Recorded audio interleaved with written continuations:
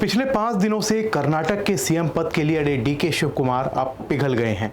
सिद्धारमैया को सीएम और डीके का डिप्टी सीएम बनना तय हो गया है।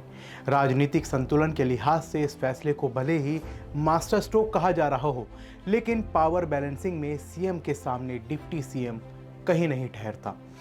आज के इस वीडियो में हम आपको बताएंगे कि डिप्टी सीएम पद आखिर होता क्या है, पहले डिप्टी सीएम कौन थे और डिप्टी सीएम के अधिकार क्या होते हैं, साथ ही उनकी सैलरी और भत्ते क्या होते हैं। नमस्कार, मैं हूं आपके साथ शुभम गुप्ता और आप देखना शुरू कर चुके हैं जनहित टाइम्स। बात 1 अक्टूबर 1953 की है। तब की मद्रास प्रेसिडेंसी से तेलुगु भाषी इलाकों को काटकर आंध्र स्टेट बनाया गया था। टी प्रकाशम इस नए राज्य के पहले सीएम बने। उन्होंने नीलम संजीव रेड्डी को अपना डिप्टी सीएम बनाया। देश में डिप्टी सीएम बनने का ये पहला मामला था। इसके बाद जब 1 नवंबर 1956 को हैदराबाद के एक बड़े हिस्से और आंध्र राज्य को मिलाकर जब नया राज्य आंध्र प्रदेश बना, सीएम बने नीलम संजीव रेड्डी। रेड्डी ने अपनी शपथ से ऐन पहले डिप्टी सीएम बनाने से इनकार कर दिया। वो बोले, डिप्टी सीएम का पद एकदम गैर ज़रूरी पोस्ट है। तब रेड्डी ने अपने अनुभव के आधार पर यह कमेंट किया था। लेकिन आज भी यही सच है। हमारे संविधान में डिप्टी सीएम जैसी किसी पोस्ट की व्यवस्था नहीं है। वो शपथ भी राज्य के मंत्री के रूप में लेता है। संविधान अनुच्छेद 164 सीएम और उनके मंत्रियों की नियुक्ति की बात करता है, लेकिन उसमें डिप्टी सीएम जैसे पद का जिक्र ही नहीं है। कोई डिप्टी सीएम कितना ताकतवर होगा, ये उसे दिए गए विभागों से तय होता है। हाँ, इतना ज़रूर है कि वो कैबिनेट मिनिस्टर ज़रूर होता है, इसलिए कैबिनेट की मीटिंग में हिस्सा लेता है। हालांकि अगर सरकार बनाने के समय तय फार्मूले में काम कर बंटवारा तय होता है तो डिप्टी सीएम के पास अधिकार होते हैं। जैसे कई राज्यों में गृह मंत्रालय डिप्टी सीएम को दे दिया जाता है, इसी तरह ट्रांसफर और पोस्टिंग की जिम्मेदारी भी कई बार डिप्टी सीएम को दे दी जाती है। कर्नाटक में सरकार बनाने के फॉर्मूले में डीके को साफ बताया गया है कि कर्नाटक में कोई भी डिसीजन उनकी सहमति के बिना नहीं लिया जाएगा। सिद्धारमैया को भले ही सीएम बनाया जा रहा है, लेकिन उन्हें हर निर्णय में डिप्टी सीएम से सहमति लेनी होगी। चलिए अब हम आपको बताते हैं कि डिप्टी सीएम के क्या क्या अधिकार होते हैं। सबसे पहले तो ये डिप्टी सीएम उतना ही ताकतवर होता है जितने ताकतवर डिपार्टमेंट उसे सौंपे जाते हैं। आमतौर पर सीएम होम और विजिलेंस जैसे खास डिपार्टमेंट अपने पास ही रखते हैं। होम डिपार्टमेंट के ज़रिए सीएम राज्य की पुलिस और कानून व्यवस्था के मामले और विजिलेंस के ज़रिए भ्रष्टाचार के मामलों को सीधे अपने काबू में रखते हैं। राज्य में क्लास 1 अफसरों की ट्रांसफ़र और पोस्टिंग का एकमात्र अधिकार मुख्यमंत्री का होता है। इस मामले में डिप्टी सीएम का कोई भी अधिकार नहीं होता है। डिप्टी सीएम को सरकार के कैबिनेट स्तर के बाकी मंत्रियों के बराबर ही तनख्वाह और भत्ते दिए जाते हैं। यानी कि आप कह सकते हैं कि जो उनकी तनख्वाह होती है बाकी मिनिस्टरों के बराबर ही होती है। प्रशासनिक मामलों में भी डिप्टी सीएम के पास सीएम को मार्क की गई फाइलों को देखने का कोई अधिकार नहीं होता है। सच तो ये है कि डिप्टी सीएम को भी बाकी मंत्रियों की तरह ही उसके दिए गए विभागों से जुड़ी फाइलों को पास कराने के लिए सीएम को भेजनी होती है। डिप्टी सीएम कैबिनेट की बैठक की अध्यक्षता नहीं कर सकता। डिप्टी सीएम किसी विशेष परिस्थिति में सीएम के लिखित निर्देश पर ही कैबिनेट बैठक की अध्यक्षता कर सकता है। सीएम ऐसा निर्देश किसी दूसरे मंत्री के लिए भी दे सकता है। डिप्टी सीएम अपने डिपार्टमेंट के अलावा दूसरे डिपार्टमेंट को कोई निर्देश नहीं दे सकता है।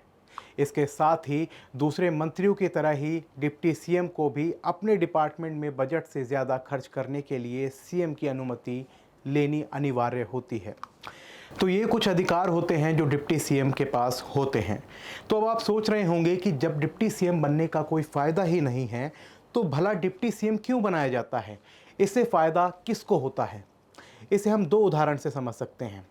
जब कोई सिंगल पार्टी सरकार बनाती है तो वो अलग अलग जातियों और क्षेत्रों को प्रतिनिधित्व देने के नाम पर उस जाति या क्षेत्र के नेता को डिप्टी सीएम बनाती है। वहीं जब किसी राज्य में गठबंधन की सरकार बनती है तो दूसरे प्रमुख सहयोगी दलों को बराबर का प्रतिनिधित्व देने के नाम पर उस दल के बड़े नेता को डिप्टी सीएम बनाया जाता है। आज के वक्त में डिप्टी सीएम पॉलिटिकल बैलेंसिंग का एक अहम टूल बन गया है। यानी ये पद सिर्फ राजनीतिक ज़रूरतों को पूरा करता है। देश में इस समय 10 राज्यों में कुल मिलाकर 17 डिप्टी सीएम हैं।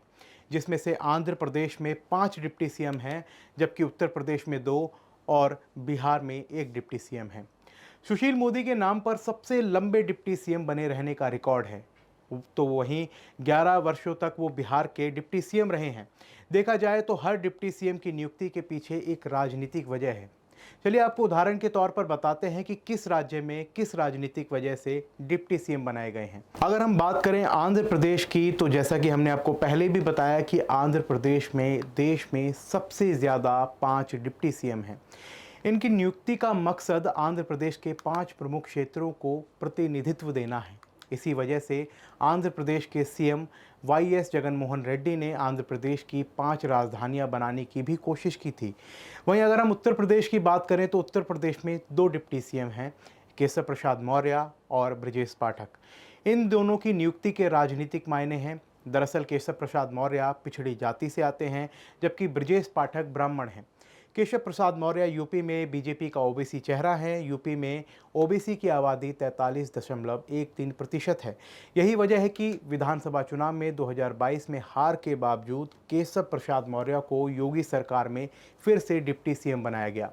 वहीं दूसरी तरफ सीएम ब्रजेश पाठक ब्राह्मण समुदाय से आते हैं। यूपी में ब्राह्मण वोटर्स करीब 10% हैं और वो राज्य के करीब 115 सीटों के भाग्य का फैसला करते हैं।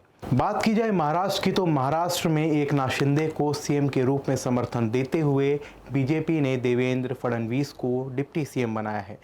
माना जा रहा है कि बीजेपी ने फडणवीस को डिप्टी सीएम अप्रत्यक्ष रूप से शिंदे सरकार पर मजबूत पकड़ के लिए बनाया है। इससे बीजेपी ब्यूरोक्रेसी पर नियंत्रण के साथ ही सरकार की प्रमुख योजनाओं में अपनी रायशुमारी भी बेहतर तरीके से कर पाएगी। साथ ही फडणवीस को डिप्टी सीएम बनाकर बीजेपी ने सरकार में भागीदारी करते हुए पार्टी के विधायकों को भी खुश रखा है। तो अब बात करते हैं बिहार की। बिहार में डिप्टी सीएम तेजस्वी यादव हैं और ये राष्ट्रीय जनता दल यानी राजद से आते हैं। नीतीश सरकार में पहले भी बीजेपी के नेता डिप्टी सीएम रहे हैं। माना जाता है कि नीतीश कुमार अपनी पार्टी में जेडीयू के साथ गठबंधन करने वाले दल को डिप्टी सीएम पद देते रहे हैं। सुशील कुमार मोदी तो 11 साल तक डिप्टी सीएम रहे हैं और एक समय नीतीश कुमार और सुशील मोदी की जोड़ी राम लक्ष्मण की जोड़ी के रूप में भी चर्चित रही थी। तो ये थे कुछ उदाहरण। उम्मीद है इससे आपको डिप्टी सीएम के पद को समझने में ज़रूर मदद मिली होगी। आपका पसंदीदा सीएम और डिप्टी सीएम कौन है, हमें कमेंट बॉक्स में ज़रूर बताइएगा।